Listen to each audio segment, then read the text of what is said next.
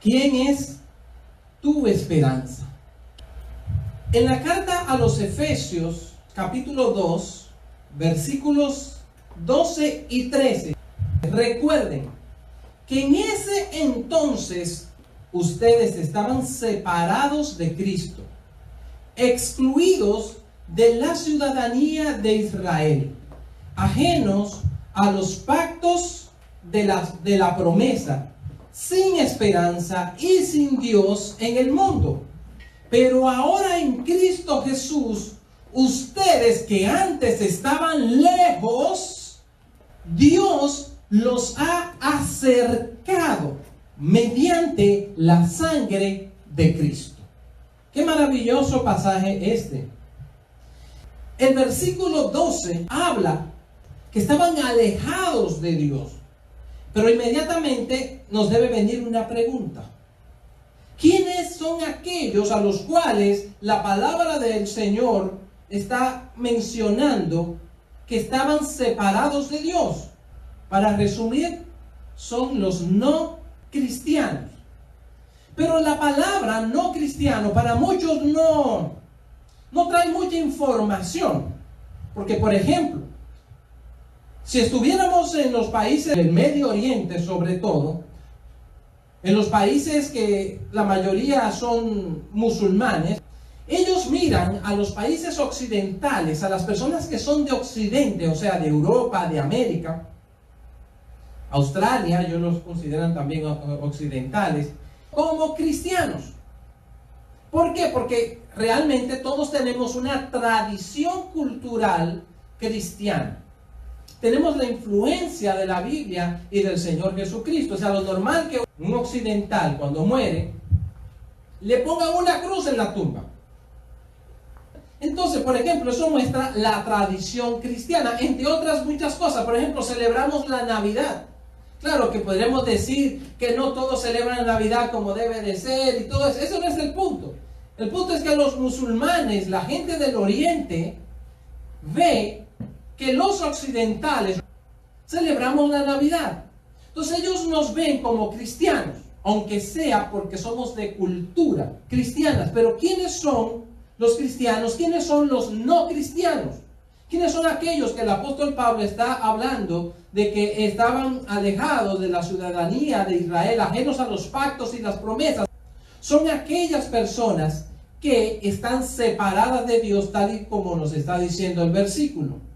Por lo que el versículo no nos está hablando allí de una religión. No está diciendo que no tienen religión o lo que no tienen tal religión. El versículo no está refiriéndose en ningún momento a religión. Dice, los cuales están separados de Dios, sin esperanza y sin Dios en el mundo. No tienen a Dios. Y este es un punto muy clave.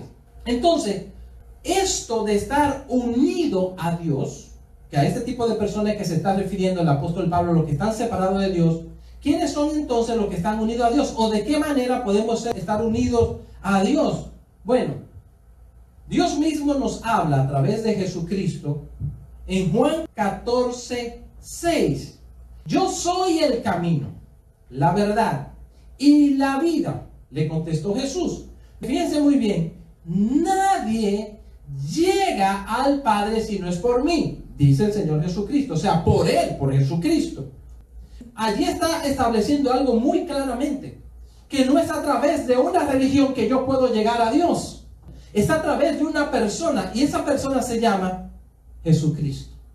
Ese que es el camino, que es la verdad y que es la vida. Por lo tanto, tener una religión, cualquiera que sea, no hace a nadie cristiano.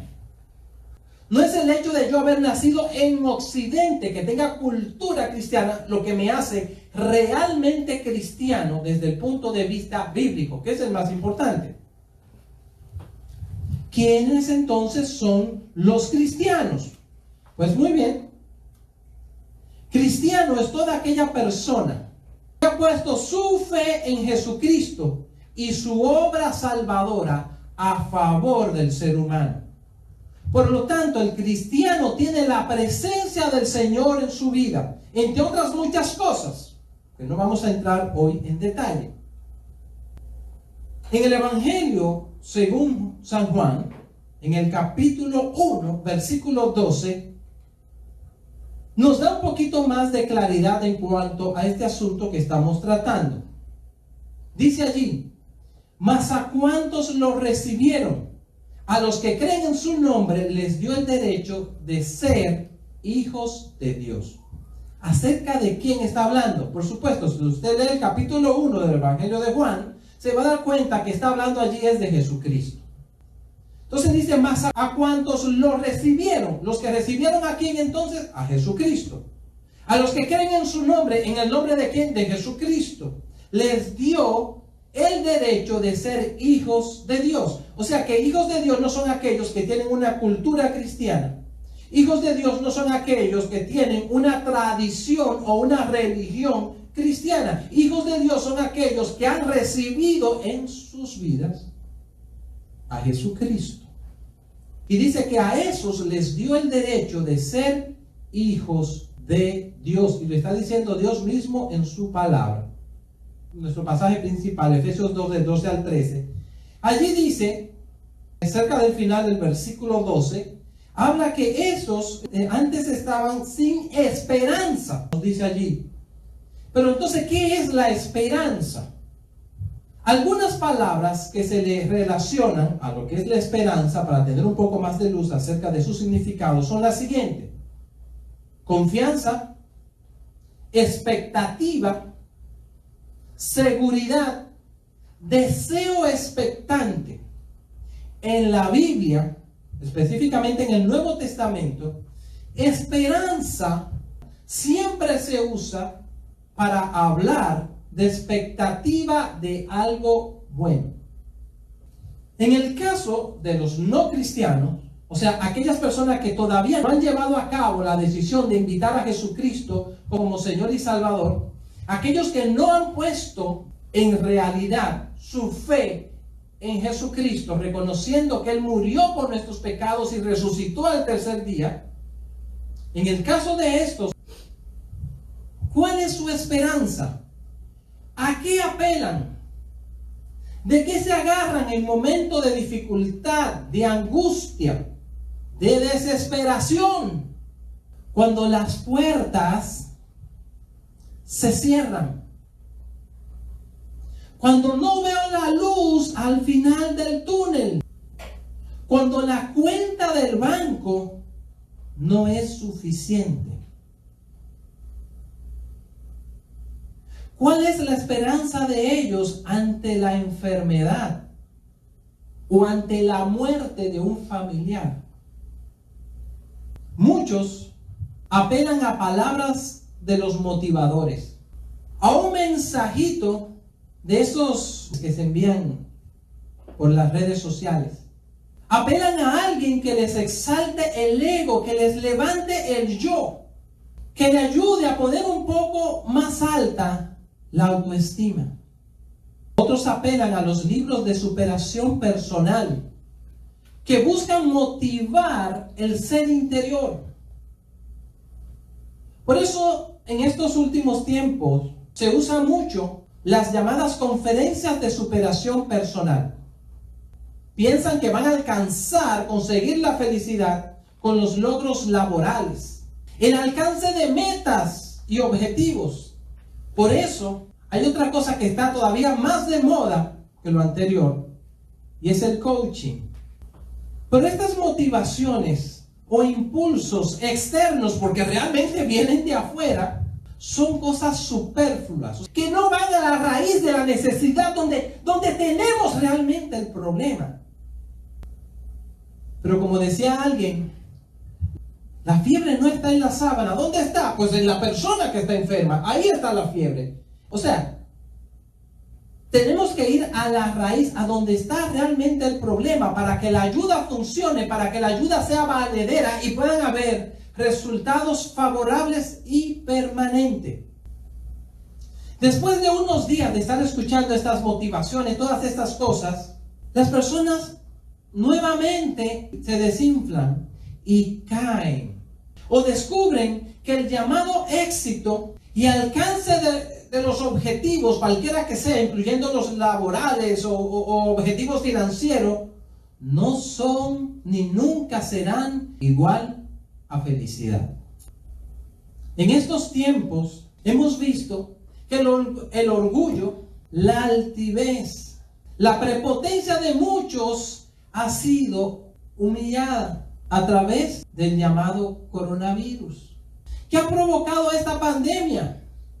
Estoy seguro que Dios ha utilizado esto para mostrar sencillamente la debilidad del hombre, de la humanidad que se ha creído todopoderosa, de esa humanidad que se levanta diciendo que no necesita a Dios. Y si no lo dice con palabra, tiende a decirlo con hechos, dándole la espalda a Dios, no dándole el lugar que le corresponde al Señor en nuestras vidas. Es más fácil hoy en día criticar lo bueno que hacerlo. Normalmente se critica mucho, pero se hace poco. La humanidad necesita volver realmente su corazón a Dios. Por ejemplo, ¿qué sucede con una persona cuando pierde toda esperanza? Cuando aquello en lo cual confiaba, aquello en lo cual estaba asido, le falla. Al momento, a la hora de la verdadera necesidad, no trae solución. Lo primero que tengo que decir que es una situación muy triste. Claro que sí.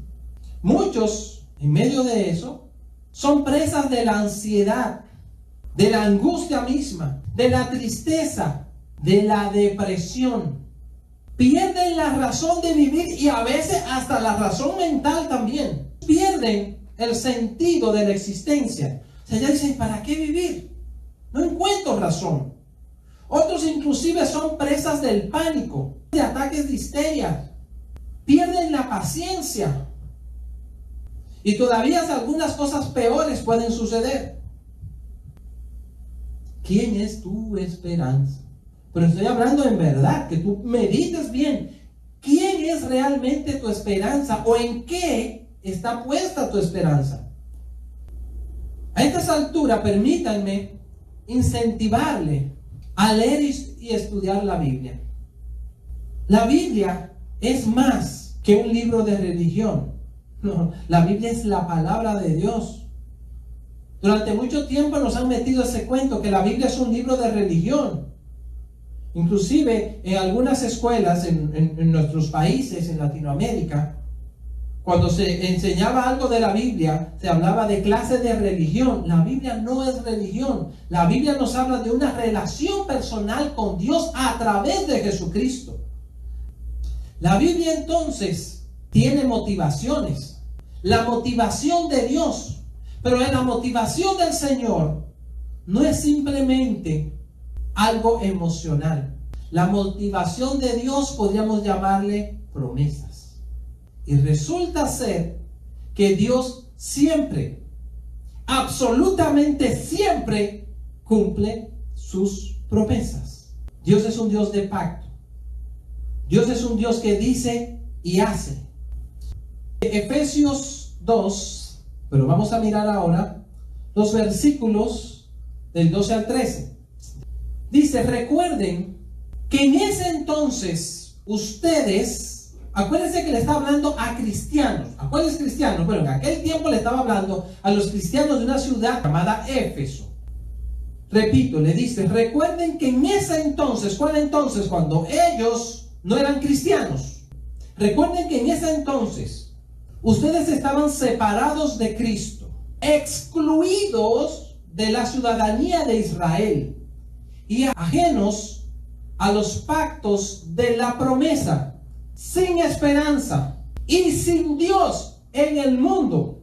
Pero ahora, en Cristo Jesús, fíjense, clave, en Cristo Jesús, a ustedes que antes estaban lejos, Dios los ha acercado mediante la sangre de Cristo. Y ahí vemos una de las razones por las cuales Cristo murió en la cruz, aunque no es el tema en el cual estamos haciendo énfasis hoy. El versículo 12 nos dice que estábamos separados de Dios, que había una época en que estábamos, los cristianos, separados de Cristo. Dice, ustedes estaban separados de Cristo. Y sigue diciendo, excluidos de la ciudadanía de Israel. ¿Qué quiere decir eso? Eso es igual a lo siguiente. No éramos parte del pueblo de Dios. Y continúa diciendo, otra frasecita que quiero sobresaltar. Ajenos a los pactos de las promesas. O sea, las promesas y los pactos, aunque estaban allí en la Biblia, en la palabra del Señor, no eran para nosotros. No estaban disponibles para mí en aquel tiempo. No estaban disponibles para ti en aquel tiempo. ¿Por qué? Porque estábamos ajenos a esos pactos. ¿Pero por qué estábamos ajenos? Porque estábamos excluidos de la ciudadanía de Israel. ¿Pero por qué? Porque estábamos separados de Cristo. Ese es el punto clave. Y sigue diciendo el versículo 12, aparecen dos palabras. Dice, sin esperanza. Sin una esperanza verdadera o real. Porque el no cristiano puede poner su esperanza en muchas cosas y situaciones. Pero esas cosas y situaciones, al momento de la crisis verdadera, le van a fallar. El único que nunca nos falla es Dios. Por eso es en Él que debemos colocar nosotros, sembrar nuestras esperanzas. Y termina el versículo 12. Y sin Dios en el mundo. Si se fijan, al inicio del versículo 12 dice, separados de Cristo. Y cierra ese versículo diciendo, y sin Dios en el mundo. O sea, es lo mismo. Si yo estoy sin Cristo, estoy sin Dios, sin el Dios verdadero. Porque fíjense que está hablando de Dios con D mayúscula, está hablando de Dios verdadero. Porque hay muchos dioses falsos. Se dice que todo aquel en lo cual yo pongo mi confianza, de eso estoy haciendo un Dios. Todo aquel a lo cual yo le doy prioridad en mi vida, a eso yo le estoy convirtiendo en un Dios. Pero eso no es el Dios verdadero, al menos que sea el Dios verdadero, el Dios de la Biblia. Qué triste es vivir sin Dios. Qué triste es vivir sin esperanza. Hay personas que dicen, bueno, yo estoy sin Dios y yo todavía no estoy buscando de Dios y eso. Y no caen en la dimensión de lo que se están perdiendo en el Señor porque no lo conocen. No saben lo que es eso. Es como, por ejemplo, si fuéramos a los tiempos, que les digo, de la Edad Media, ellos ponen diferentes velas y lámparas así con llamas de fuego en la casa, y ellos dicen, la casa está iluminada. Pero nosotros que somos de este tiempo, que podemos tener luces potentes, sumamente claras, si entramos a una casa alumbrada solamente con vela, vamos a decir, esta casa sí está oscura. ¿Por qué? Porque nosotros hemos conocido una luz más potente, una luz más clara. Asimismo, cuando el no cristiano habla de felicidad, habla de que tiene esperanza, está hablando de lo que conoce. Pero si conociera al Dios de la Biblia, al Dios real, no una religión, al Dios real, podrá descubrir una esperanza y algo que sobrepasa todas las expectativas del ser humano. El versículo 13 se enfoca ahora en este tiempo en que las personas han recibido a Cristo, aquellos que han dado el paso de fe, de invitar a Cristo y confesarlo como su Señor y Salvador. Y muestran entonces, solamente en ese versículo, muestra una gran diferencia. Pero ahora, en Cristo, ahí viene la gran diferencia. ¿Qué es lo que cambia todo? Cristo. Cuando estamos en Cristo. Pero ahora en Cristo Jesús, a ustedes que antes estaban lejos, Dios los ha acercado mediante la sangre de Cristo. ¡Qué maravilloso! Pero ¿quién fue que se acercó a quién? Dios nos acercó a Él mediante la sangre de Cristo. Pero ¿quiénes se acercan a Dios? Aquellos que se dejan guiar por Él. Aquellos que se disponen. ¿Estás tú dispuesto a acercarte a Dios, a dejarte guiar por el Señor? Para que venga ese cambio, esa transformación, esa gran bendición a tu vida. Qué maravillosa esperanza tenemos en el Señor. Qué gran bendición. Y ya sin meterme ya más profundo, quiero que leamos, aún tú lo puedes buscar, Efesios 2 del 1 al 11, para que brevemente miremos de lo que está hablando el apóstol Pablo. ¿En qué contexto es que cita que dice esto que aparece en los versículos 12 y 13? En otro tiempo, ustedes estaban muertos en sus transgresiones y pecados. Recordemos que está hablando del tiempo en que estos cristianos no eran cristianos, no tenían a Dios en su vida, en los cuales andaban conforme a los poderes de este mundo, se conducían según el que gobierna las tinieblas. Fíjense qué tremendo lo que está diciendo. Según el espíritu que ahora ejerce su poder en los que viven en la desobediencia. En ese tiempo, también todos nosotros, también se incluye el apóstol Pablo mismo, cuando no era cristiano, vivíamos como ellos, impulsados por nuestros deseos pecaminosos, siguiendo nuestra propia voluntad y nuestros propósitos. Como los demás, éramos por naturaleza objeto de la ira de Dios, pero Dios, que es rico en misericordia, por su gran amor por nosotros, aun cuando estábamos muertos en pecados, por gracias ustedes han sido salvos. O sea, la salvación es un regalo, y valga la redundancia, gratuito de Dios. Por eso dice, por gracias sois salvos. Y en unión con Cristo, Dios nos resucitó y nos hizo sentar con Él en las regiones celestiales, para mostrar en los tiempos venideros la incomparable riqueza de su gracia, o sea, de las bendiciones de Dios que yo no me merezco, pero que Él ha placido dármela. Con esas bendiciones que ningún ser humano se merece, pero aquellos que ponen su fe en Cristo las reciben de parte de Dios. Y sigue diciendo que por su bondad derramó sobre nosotros en Cristo. Fíjense que siempre vuelve a que todo es en Cristo, gracias a lo que hizo Cristo, porque pusimos nuestra fe en Cristo y en su obra, etc. Sigue diciendo el versículo 8, porque por gracias ustedes han sido salvos mediante la fe, y esto no procede de ustedes, sino que es el regalo de Dios. ¿A quién no le gusta recibir regalos? Pues Dios en Cristo Jesús no tiene uno, tiene muchos regalos. Pero tenemos que poner nuestra fe en Cristo.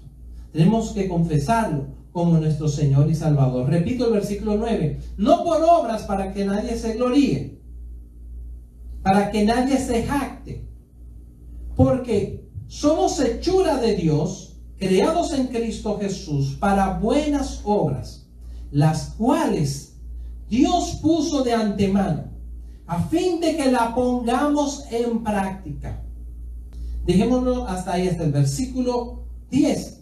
Entonces, fíjense cómo nos habla que todo es a través de Cristo, que es en Cristo Jesús.